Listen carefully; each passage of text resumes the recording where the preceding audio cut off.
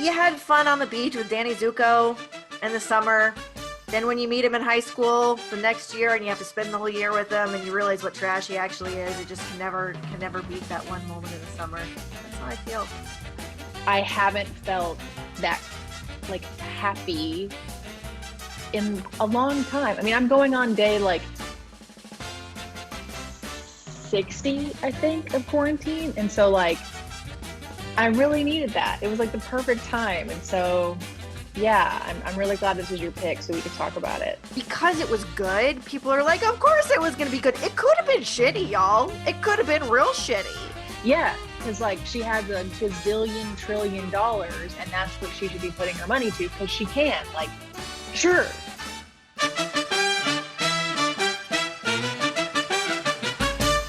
Hey gang, welcome to Pop Culture Fuck, Marry, Kill. We're your hosts. I'm Brandy Johnson.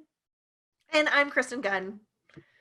Every episode we break down the good, the best, and the absolute trash of pop culture every week and decide which one is our fuck, marry, or our kill. Now, we're not going to be fuck, marry, or killing people because we're classy ladies. We're just killing, fucking, and marrying the pop culture stuff that's going on this week. It's the classic game that you know and love, but this time it's got a spicy pop culture twist. Okay, Brandy, let's get straight to it. But before we do the FMKs, do we have any follow-ups or calls?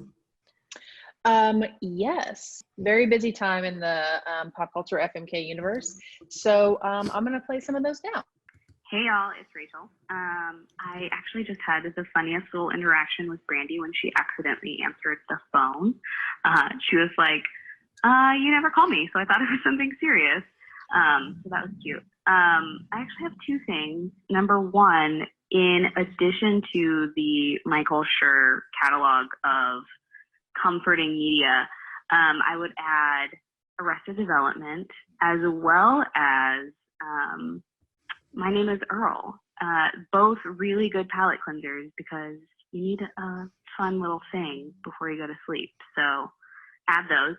And secondly, I am so disappointed, Brandy, that you didn't know that McGillicuddy is actually Lucy Ricardo's maiden name.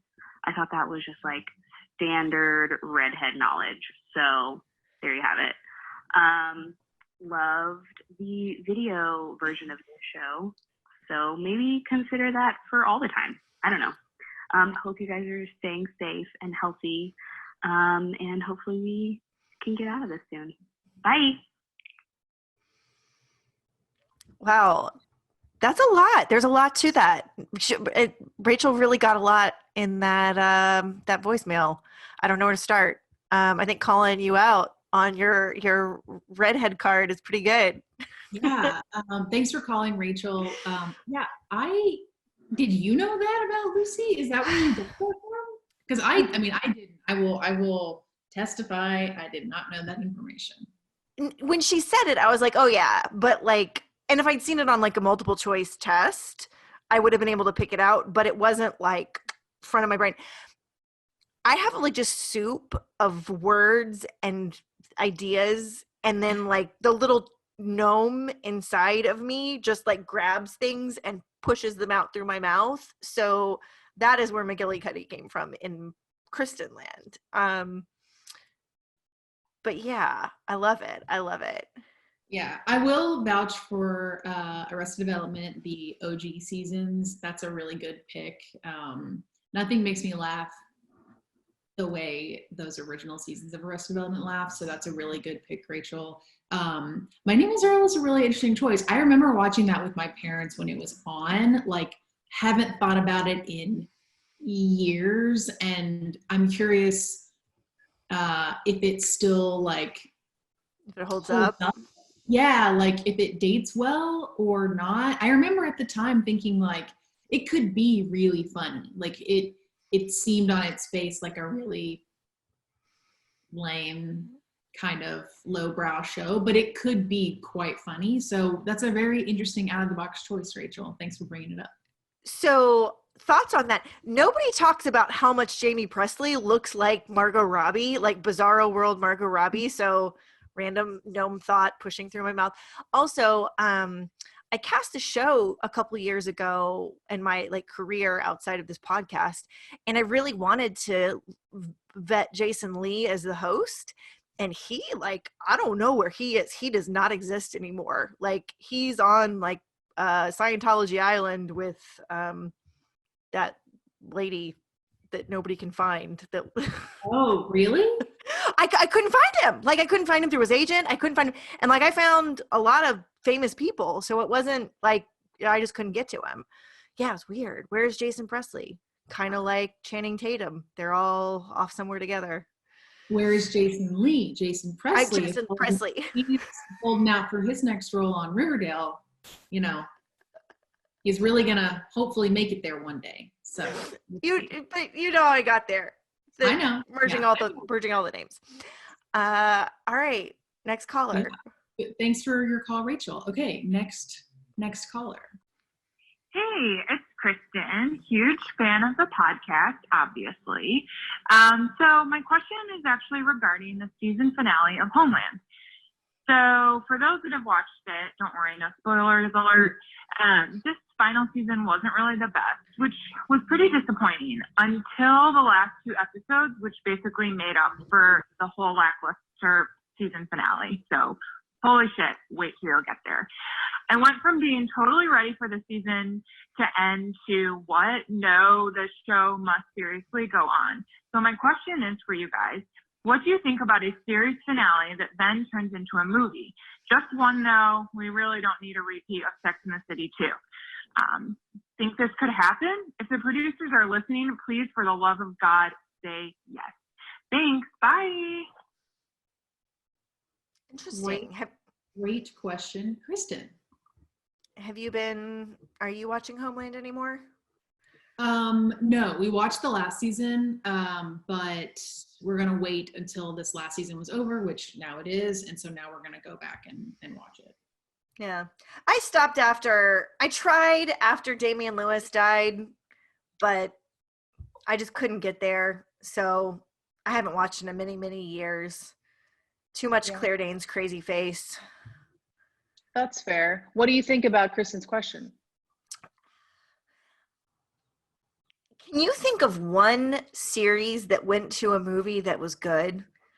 The only 2 I can think of were both trash, and that's Sex and the City and X-Files. So the one that comes to mind that is maybe a little different, because it didn't like immediately happen and it wasn't like a continuation, it was a prequel, was El Camino, the Breaking Bad movie that came out last year. But it wasn't even like, it was okay. Yeah. It wasn't like, I don't think it was like necessarily needed, and I don't think that it was like amazing, but it definitely wasn't trash. And then I can think of other instances where there has been a campaign behind wanting that to happen, and then it doesn't really happen, a la 6 Seasons in a Movie, Community. Generally speaking, I'm not really for it because I think, you know, TV shows kind of exist in their world. They're finite for a reason because they're TV shows. And if they end well, you know, luckily, hopefully, if you get the opportunity to tell the story the way that you want to tell it, and you're not like canceled unceremoniously or, you know, hampered by a writer's strike or COVID or something like that, and you can end it on your own terms, you don't really need to do that. You got the opportunity to tell it how you wanted to end it, how you want it. Great. The end of that story. Because likely if you try to bring it back later, it's not going to be good. So that's kind of how I feel about it. As much as I love certain characters in certain environments, like I love Breaking Bad, I love those characters, but like it ended perfectly and I don't need to see more of it. Did I enjoy watching El Camino? Yeah, I missed those characters. I missed that world. Like I get a real kick out of watching Better Call Saul because it takes me back to that world, and I like that a lot. Did we need it? No, not really. So that's kind of where I stand. Yeah, you had fun on the beach with Danny Zuko in the summer. Then when you meet him in high school the next year and you have to spend the whole year with him and you realize what trash he actually is, it just can never beat that one moment in the summer. That's how I feel. Yeah, I'll add that analogy to the doc. Good one. Thanks for calling in, Kristen. Okay, are we ready to get right into it?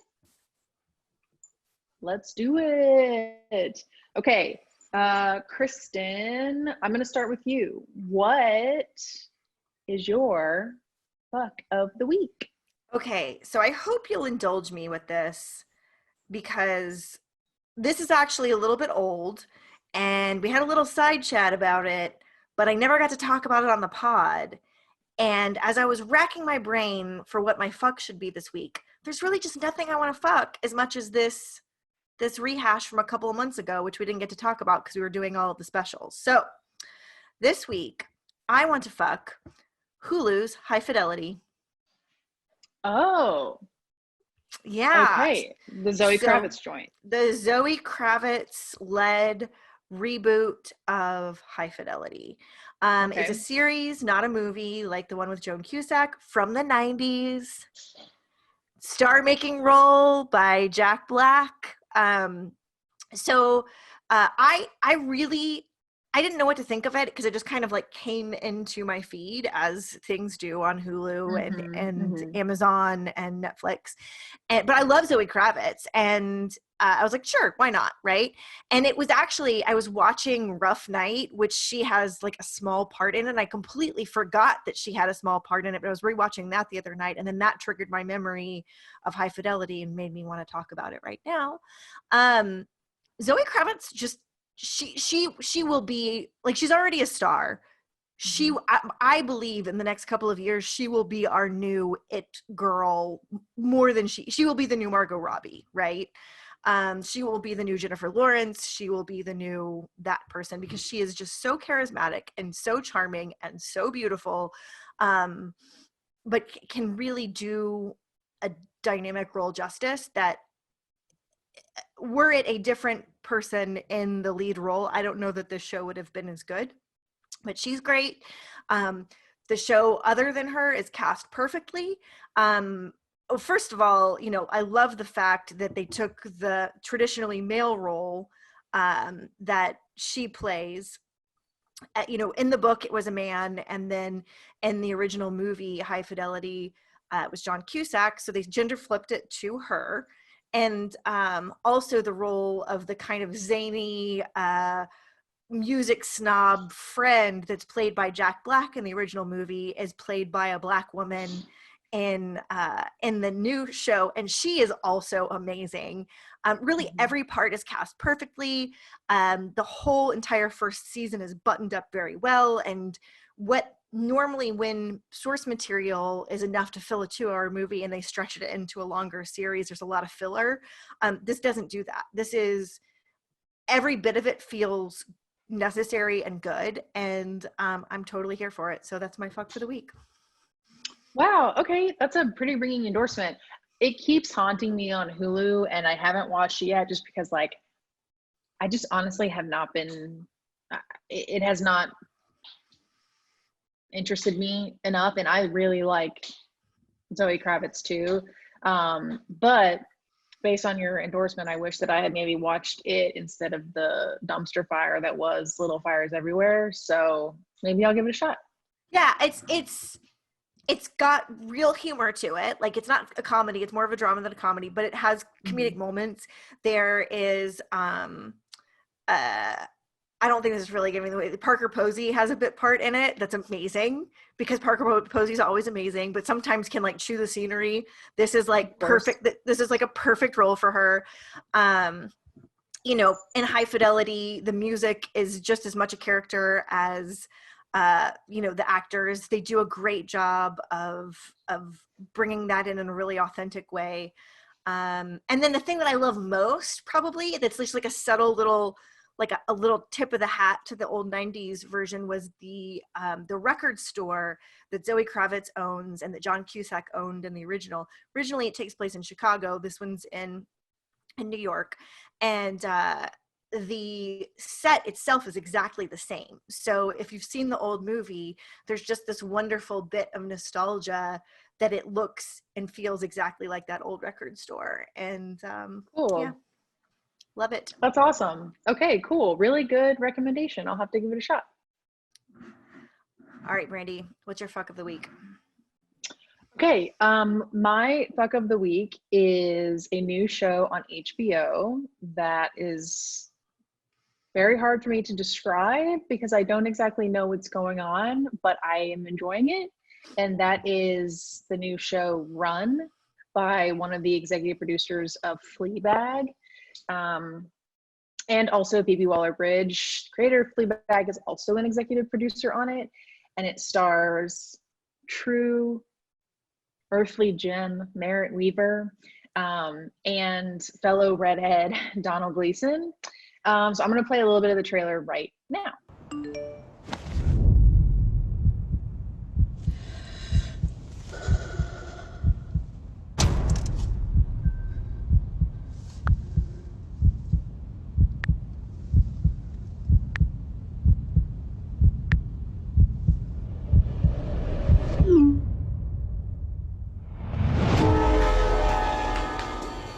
Are you together? Strangers on a train. But I bet I can tell you why she's traveling. You see this one very strong line here? That is your heart line, and that is deep. There's a break in the middle. Is that why she looks so sad? I think that's probably just her resting face, but the big news is that she meets the guy again soon. So the trailer's really long, so I'm not going to play the whole thing here, but it's just more like shenanigans on a train between those two cutesy little people. But I really like it, but it's very confusing in a really good way, because it's not really like any other show that I've seen on HBO before.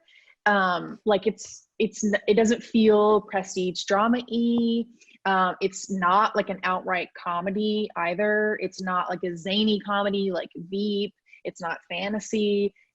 It's not even like break the fourth wall comedy like Fleabag. Like it exists in a very interesting little pocket that I don't know how to describe, and it sort of unnerves me a little bit. And also, I don't know what the plot is. Honestly, like if you ask me to describe it, like I don't know where it's going. Like How they many knew each other. episodes have you watched? 3. Wow, and you still don't know Maybe. what's going on. Yeah, well, it's like they knew each other 15 years ago and they went to college together, and they obviously were together, and then they broke up, and then they each went their separate ways. It's not a spoiler, but like he's a famous like motivational speaker now, and she is like architect or something. And so they had made this pact 15 years ago that if they ever texted run and the other one texted run back, they had a plan, and it was to meet here, get on this train, they'd go here together, and then they'd sort of like do whatever ensues after that together. But they clearly had a whole plan set up. And what I love about it are, one, I love both of these actors so much. Yes, Donald Gleason has been in a bunch of stuff and you recognize him, and he's even been like a lead in a romantic comedy before, but he is just so charming, and also like you kind of like that he's kind of a shitbag, or probably was a shitbag, but like you still like him and you want to root for him, and it's interesting. And Merritt Weaver is like just a gift to this planet and everything that she is in. If you haven't watched her she's great in New Girl. She was great on Walking Dead when Walking Dead was still kind of okay. She was in the Netflix series Unbelievable. I talked about her, I think, on a podcast before, where she is such a good actress, and I can't describe it. Like, she is so underrated. It is painful to me. But she has so much like agency on this show. Like, she's in charge of her sexuality. She's running away. Like, there's kind of a twist at the very end of the first episode, and it's just like, whoa, she is way more complex than you thought. Like, there's just a lot of layers to it, and you hella root for her. The show also has Archie Panjabi in it. Phoebe Waller-Bridge is going to make an appearance at one of the later episodes because they've teased that. It is funny, but it's also like, I don't know where it's going to go, where the hijinks are going to go. They're still on the train. Like, you don't know where it's headed, and it's very kind of exciting, but there are also sad parts about it too, because it's about people running away from their lives. And so, yeah, I'm excited to see where it's going to take me and the ride that we're on. And yeah, I recommend it if you're in for kind of like a weird little romp. It's interesting because it doesn't seem It seems like a drama from what you showed me. Well, that's the thing. It's like, it is a drama. Like, I would categorize it as a drama, but like there are laughs in it. Okay. You know, like it's probably like a, I would say like a dramedy ish. All right. Yeah, that's my fuck of the week. I love it. Cool. Okay. Moving on to the marital portion of this episode. Kristen, what are you marrying this week? Oh, I think this Mary has been telegraphed for quite a while. It's no secret. I'm drinking a little coffee right now, but I have an extra ingredient in my coffee, and that is Lagavulin Scotch. Ooh. In honor of my Mary that I am celebrating, which is the Parks and Rec reunion that was on last night. Yeah, there was no way that couldn't be my Mary today. No way. And like, and going back, right, to the question from the caller from Kristen about the reboots into, or the you know, the transitions into movies, and it is such a high wire act to take a beloved property of any sort and then let a period of time pass, let people love it even more, then do a thing, right, and have it actually be successful. And so, you know, because it was good, people are like, of course it was going to be good. It could have been shitty, y'all. It could have been real shitty. The fact that they had to do everything through virtual cameras like we're doing now in their homes, like that in and of itself could have made it terrible, right? Yeah. So yeah, there was a lot of possibilities, but in every way it was pitch perfect. If you haven't seen it yet, you can go on Hulu and watch it. You can go on Peacock and watch it if you've got that. Fuck the peacock. Fuck the peacock. They got over the hurdle of the COVID quarantine logistics very well. One of my favorite moments came towards the end, not the very end, which probably had everybody who watched it crying. I won't give any spoilers because it just came out. If you weren't crying happy tears, then you probably don't have a soul, or you just never watched Parks and Rec before and you're like, what is this? But the part, again, this isn't a spoiler, but it alludes to a spoiler. The part where the character, where Ron is talking towards the end, and then there's the surprise guest in the shot. I died laughing so hard. That was genius. It was a brilliant way of using the tools they had at their disposal, despite the COVID situation, to play the best joke, right? Yes. All of the guest stars beyond the core group of the Parks and Rec family were amazing. Joan Calamezzo makes an appearance, which I realize if I don't do one of my many other Halloween costumes, Joan Calamezzo is 1,000% in the mix because she's amazing. It was, I think, what we all, it managed to be the thing that we all needed right now to feel a little bit better. So I'm not surprised at all that was your pick. I watched it this morning, and yeah, not that we are really going to spoil it, but if you don't want to know anything, then skip ahead a minute. Okay. Like the way that they were able to, like, they could have just done the core group. Cool. But the extraneous community members of Pawnee that we are so familiar with, that they were able to also get involved to just really round out the universe even more, like, was just so endearing. Like, it just warmed every cockle of my being, because like, oh, sure, I could have done without seeing Purd, but like, it was fucking perfect the way that they did his show. Like, did I need to see Jean-Ralphio? No, but it was absolutely perfect. I needed to see Jean-Ralphio. And also, sure, right? I called the number. The second the number came on the screen, I was like, I'm calling that number, and it doesn't do anything. Oh, I'm darn. sad I about thought that. for sure it was just going to redirect to Feeding America. Yeah. Or like, yeah, something. But yeah.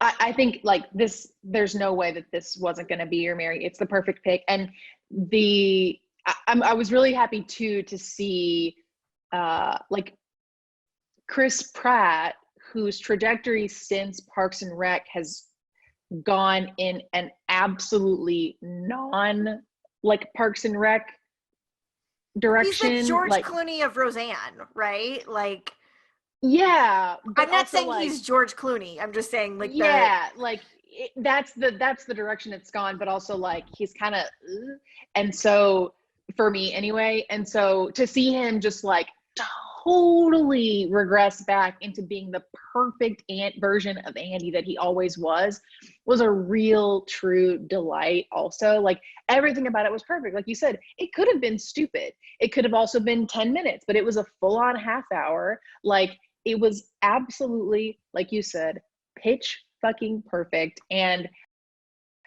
I haven't felt that like happy in a long time. I mean, I'm going on day like 60, I think, of quarantine. And so like, I really needed that. It was like the perfect time. And so, yeah, I'm really glad this was your pick so we could talk about it.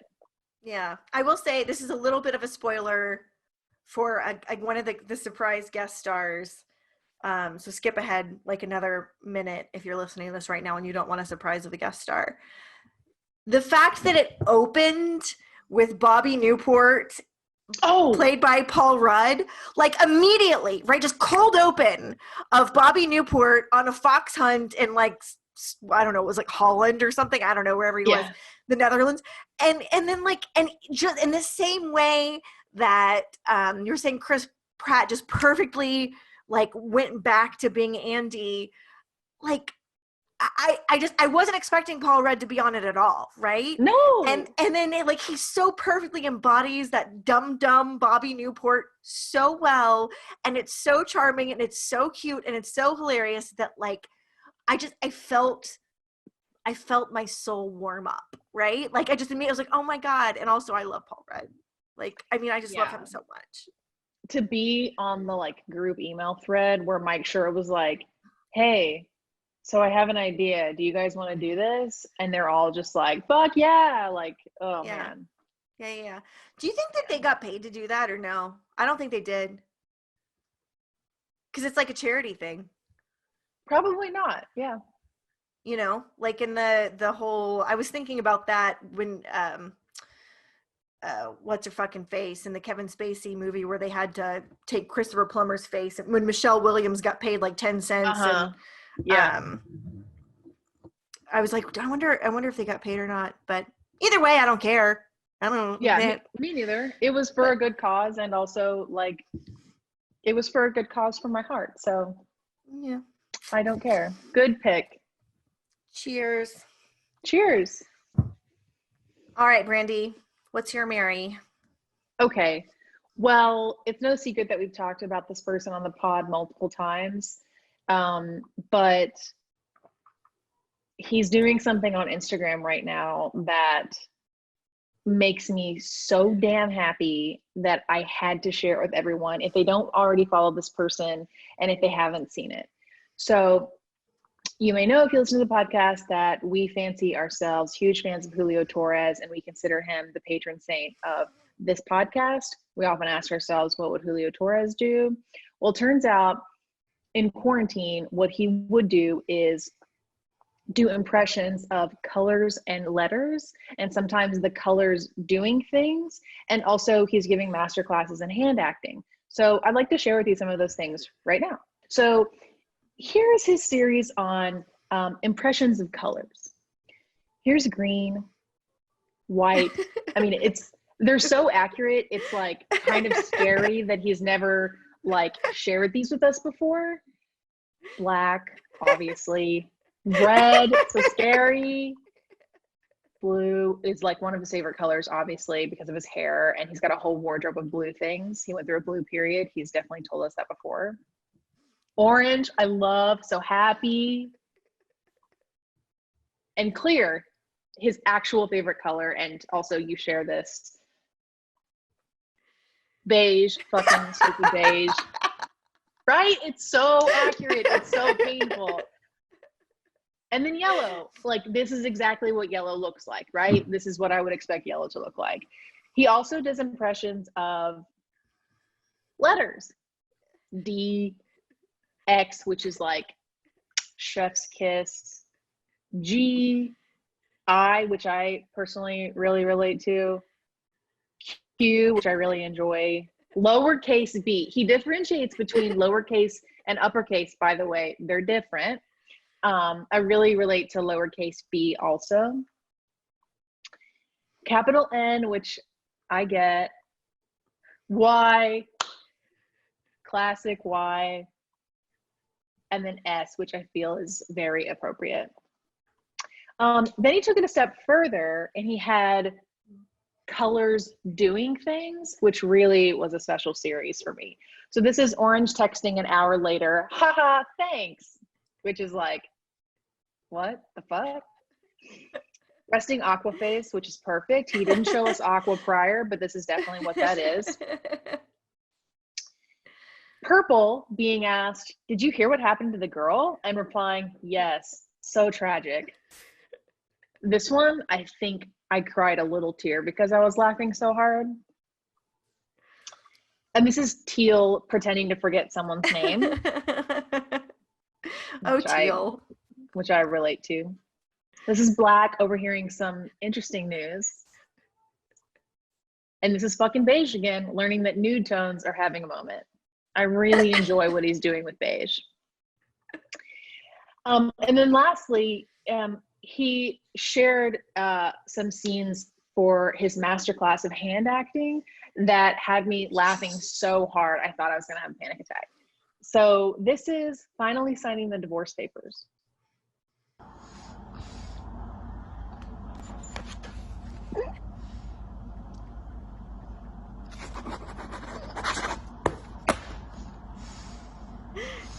It's so good. And also, for those of you listening and not watching this episode of the pod, first of all, we're on YouTube, so find it on YouTube if you want to see these clips, or just go to the Julio Torres Instagram. He's at Space Prince Julio. Okay, this is skeptical at first. You put your hand in the great tree, and even though it makes no sense, you can feel it. The infinite spirit of Gaia that connects us all. There's no time. Boris must be stopped.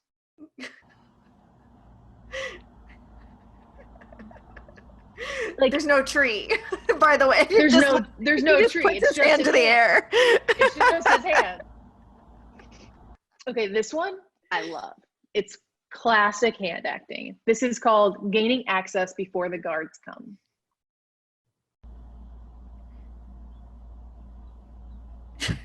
Also in the same space where the tree was. Yeah, this is all, by the way, his hands are doing things in a nothing space. He's basically miming. He's just showing you these movements. This is basic telekinetic. I can't hold it any longer, which is so good. He really should have a real class. I can see his plants in the background. He's got nice wood floors, hand scraped. Yes. This one I particularly enjoy because of his choice of prop. It's a beautiful ornate blue cup, and this is called conveying to the camera that yes, it is in fact poison. And it's just him like slowly stirring and then picking up this like really ornate goblet dangerously. And then here's a fake blooper.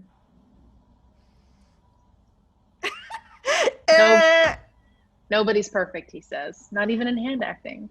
So he puts the finger outside of the goblet. Yeah, hand acting is hard. So that's my Mary, because like this is the kind of celebrity content that I really want on Instagram. Like quarantine has made celebrities do a lot of wacky shit on Instagram.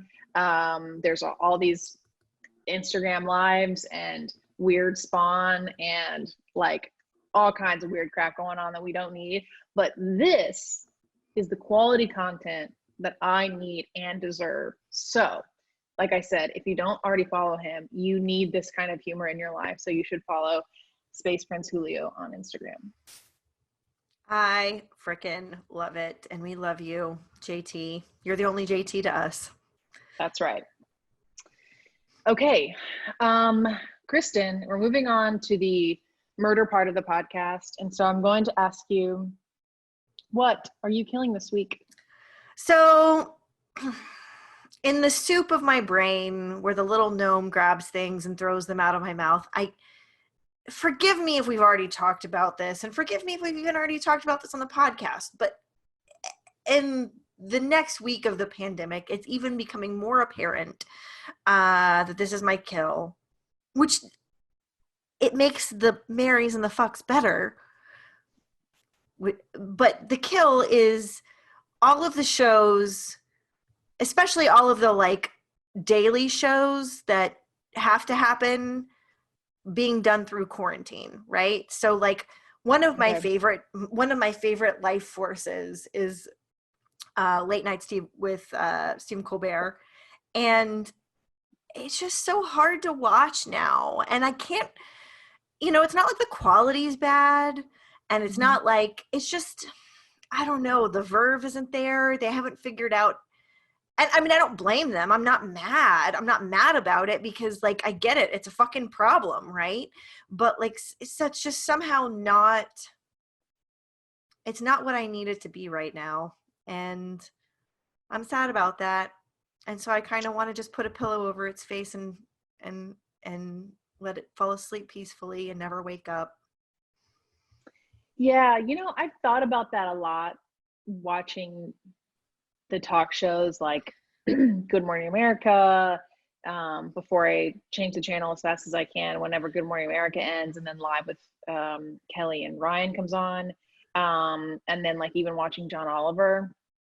On the one hand, it's like some of those shows I'm really grateful that they continue to make, because like I like that there's still new content that we can consume, and some of those people I really enjoy still being able to watch on my screen and hear from them. And it would be an even drier, sad time if like the people and personalities that we really liked and trusted we couldn't see or hear from. So I applaud that too.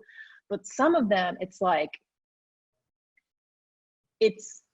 was this really, like, was it really necessary to keep going? Like your staff isn't, like half of your staff probably isn't helping you now. And like, it's not good half the time. Like my husband was watching, Bill Maher did a couple of these episodes where he was like at home, and he, like most of the people who are doing it, they're doing it at home. And then they're just like telling jokes as normal, but then like, there's no laughter, there's no audience, obviously. So it's just like, it's almost as if the jokes aren't landing, but like, we still laugh at home. He, for his first episode, I don't know if he's still doing it, like he inserted in like a laugh track. Right. And I was like, wow, if there was ever a way to not do this, it's that. And then like last week, John Oliver did this whole segment on the insane, absolutely insane things that Wendy Williams is doing as she's doing the work from home, or like the word from home thing. And it's like, she doesn't seem well. Like she legit does not seem like she's well, and she needs to not be doing this. And so it's like, why isn't somebody telling her that this isn't critical or essential, and she just cannot be on the air for a while? So yeah, I'm with you. It's like, couldn't there be like a punch list of like absolutely critical content? It's fine to continue doing this. Maybe we should just wait till this blows over, kind of thing. It's like, I mean, you're right. It's a bad choice no matter what, because like, do I want to live in a world where I don't get to watch some Stephen Colbert on my news feed? No. Sure. Like I'd be way more sad if I didn't have it, but then kind of watching it just makes me really miss, it's the long distance Skype relationship versus having your boo in person. And that's sad. And it makes me sad, and I don't like it. And maybe the answer is there's a way it could evolve where it does work in the same way that the Parks and Rec thing, like they found a way to make the narrative work Mm-hmm, through. mm-hmm. I don't fucking know, but it makes me sad, and that's my kill. And It's a good kill. I also think it is really funny. You mentioned the Wendy Williams thing. I'm gonna have to go watch that because I have not seen that. I love seeing people without the natural filters of media infrastructure. So like what it's like she's like unmasked, right? Like that's who she really is. That's because she doesn't have 5 producers muzzling her and 3 editors that spend an extra long time with a story editor going beep boop boop boop boop and cutting all that shit out, right? The same reason why I don't think Trump should ever stop doing Twitter, because then we don't get to see his nonsense for what it really is. Like don't give that guy a filter. We need to see how the cray cray. Anyway. Sure. Yeah, you should really go watch that clip because it is like don't look for Wendy Williams on YouTube. Just go to the John Oliver segment about it because like it is insane. That's a really good kill though. Brandy, what is your kill for the week? Okay, I'm gonna start my kill with asking you a question. Mm-hmm. Do you know who on HGTV has had or currently has at any given time a total of 11 TV shows running? Oh, Property Brothers. That's correct. My kill for this week my kill for this week are the Property Brothers, specifically because they have a new TV show called Celebrity IOU. What is Celebrity IOU? Well, let me show you. First of all, I take umbrage with this kill, Brandy, because you can't kill something that was never alive. I beg to differ. Drew and I are honored to join these celebrities to give the gift of home to the special people who have touched their lives. My mom means everything to me. We can create something pretty epic. Welcome home. It's really easy to give back to people that have done nothing but give. She is going to have a fit. Set your DVR for the series premiere, Celebrity IOU, Monday, April 13th at 9 on HGTV. Okay, so you might be thinking, that's really horrible of you, Brandy. Why would you want to kill this show? It seems so nice.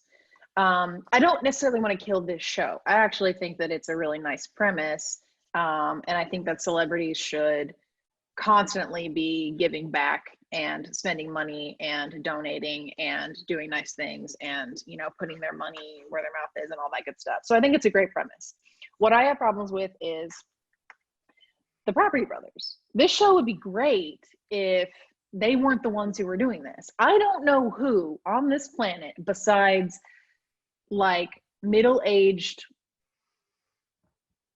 Karens, moms, PTA parents, single ladies, or whoever, a very specific demographic who actually enjoys these people. They are shticky, they are tacky, they are annoying, they are so fucking fake. They're also not even that handsome. I mean, Zooey Deschanel is a babe, but she's obviously super weird because she's dating the ugly one, and the other one is already married. So like, they're not even good personalities. Like HGTV has great personalities. They have had great personalities. Maybe the show could have been done by, you know, every celebrity got paired with a different HGTV personality, right? And it was kind of a revolving door of this celebrity got, you know, the hometown people, the celebrity got Property Brothers, this celebrity got, you know, the Restored by the Fords people, the celebrity got, you know, these people or whatever. I understand that, like, you know, there's all these kinds of, you know, logistical things going into that, but like their style is so tacky. Like every house they flip or build or redecorate or sell or whatever is so garish. Like if I was going to HGTV and I got to have my pick of who on their roster could redo a house for me, they would be the absolute last ones. And that would even be probably before like the flip or flop people who got a divorce and like went crazy and now they still flip houses together. Like they do some of the cheapest, wackest crap, and I would probably still pick them over these people. That's how much like I think they're so obnoxious. I don't understand like their charm or their appeal, and I just don't get it. The shows that they have had too, like their monopoly on HGTV is absolutely crazy. So they have this show, it's running right now. They have their regular Property Brothers show, just Property Brothers. Then they have Buying and Selling, Brother versus Brother, and Property Brothers Forever Home. Those are their current regularly running shows that have been running for many years and still run. Then they have had shows that aren't really on anymore, I don't think, or that were limited runs. Property Brothers at Home, Property Brothers at Home on the Ranch, Property Brothers at Home, Drew's Honeymoon, Property Brothers, Linda and Drew Say I Do, Brothers Take New Orleans, and they were also on A Very Brady Renovation. Also, I found out this week that their deal with HGTV just got extended through 2022. Like, I just have such a problem with them that like, I just went on a tirade screaming about how much I don't like them and I don't understand their appeal. And this show at its heart is good, but they're so annoying that like, it makes me not want to watch it. So that's my kill.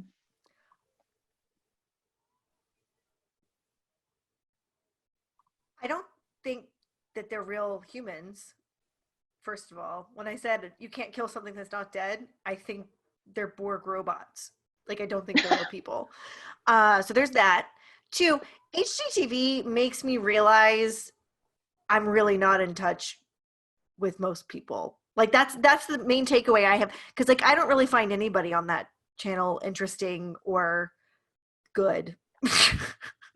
Like, to me, HGTV is the channel you put on in the background when your parents are at your house, right? It's inoffensive, super white, even when they try real hard not to be, but they don't try that hard. It's just like, you know, the reality is they could just put reruns of House Hunters on 24/7 and get the same ratings, right? Sure.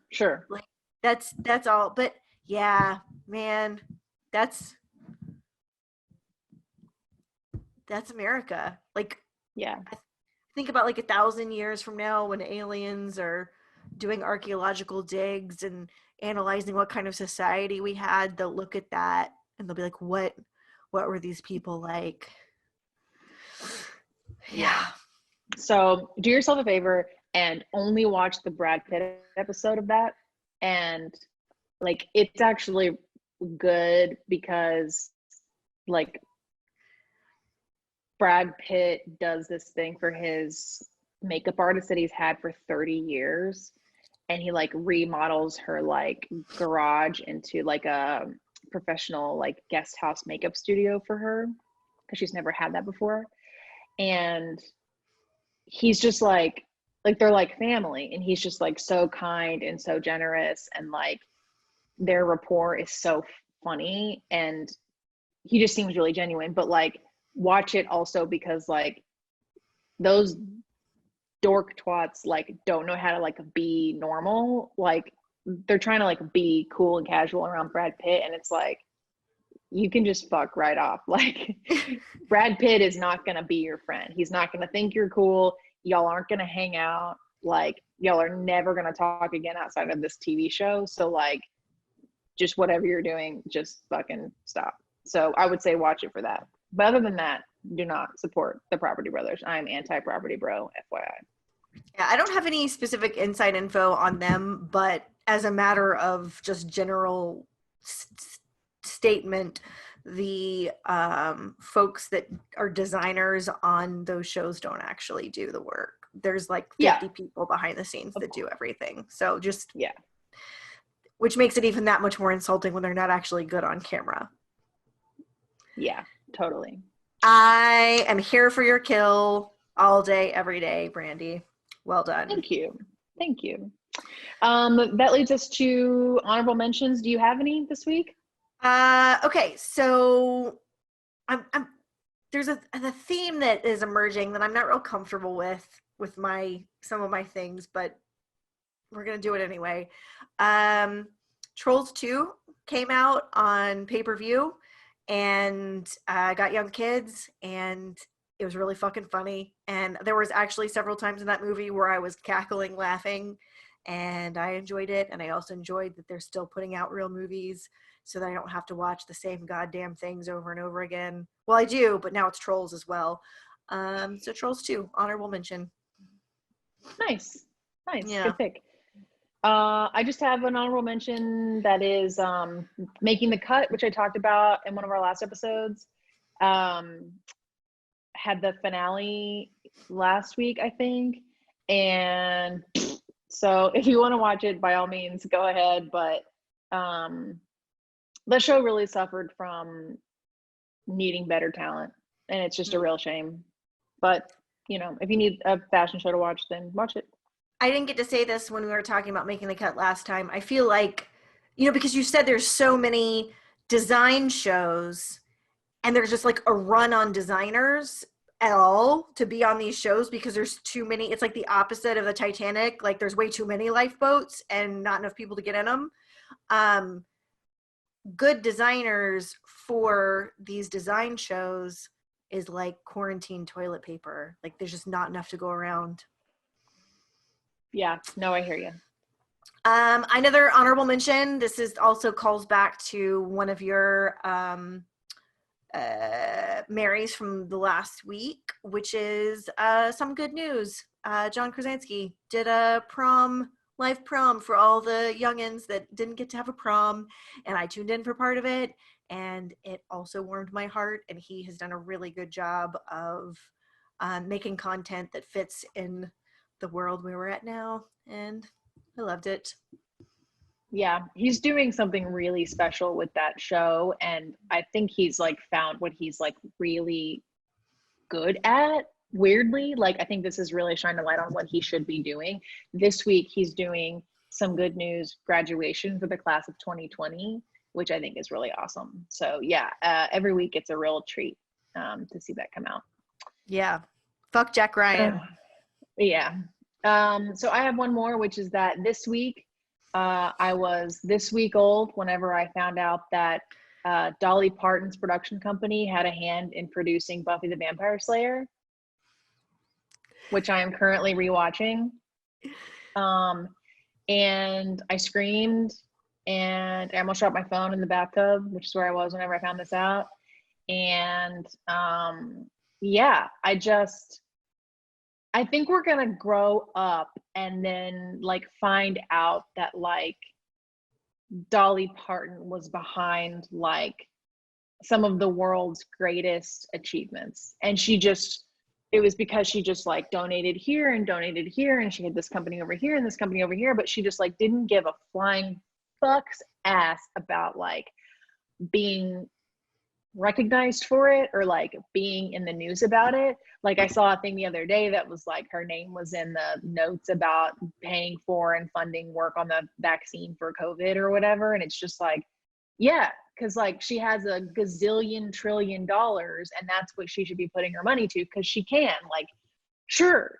And so to find out that she had a hand in getting like one of the best shows that's ever been on TV and one of the best female heroines ever created, I am just like even more grateful for Dolly than I was before. So it's like a real Lucille Ball Star Trek moment. Yeah, like, yeah, it's just like ladies are awesome and we do cool stuff, and it's just like I love when we find out this information. Hey, Dolly Parton, I know two ladies who could use a little creative muscle and money behind us. Do you have any others? I do, but I forgot what it was. I was going to write it down earlier, so it's gone. Save it for next week. No problem. We got next week. Okay, that is our show for this week, you guys. As always, thanks for listening and or watching. If you're catching this on the YouTubes, tell a friend about the pod this week. You can find us wherever you find your podcasts. You can find us on Instagram and Twitter at popculturefmk. We also have a website where you can find us. It's popculturefmk.com. Also, if you want to call and leave us a voicemail, we'd love that. And our phone number is 805-628-BOOP. That's 805-628-2667. We just might play your voicemail on the show. We hope you are staying safe and staying healthy as best you can, and hanging in there. We love you guys. Bye.